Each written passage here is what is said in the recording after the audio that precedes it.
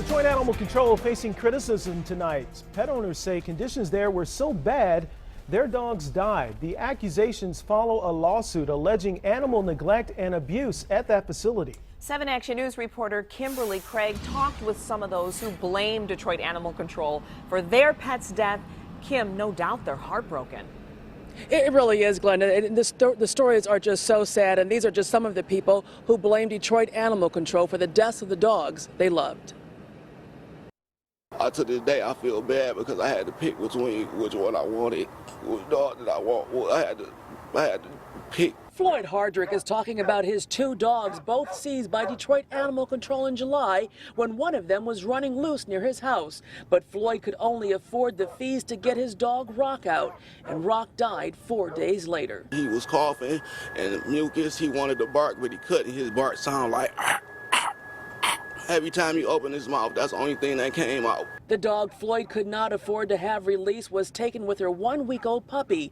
Floyd says he was told not to bother trying to get the puppy back because it wouldn't survive after being inside Detroit Animal Control.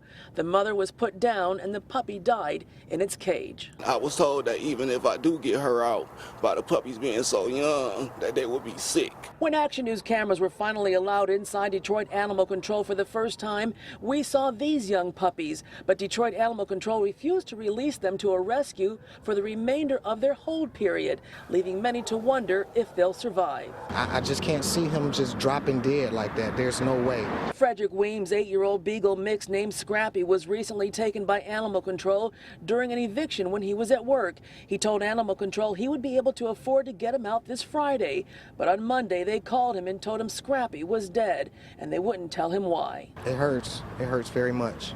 He was my life. And today, a day after rescue groups finally won the battle to begin pulling dogs out of animal control, the director, Harry Ward, was called to meet with the city's law department to discuss a lawsuit by a former employee who was alleging horrific conditions. Attorney Tamara French started Citizens for Change for Detroit dogs and cats. It's a black eye for the city. You can be sure that people who have dogs are going to think twice before they decide to move into Detroit once they're seeing these reports. It's terrifying.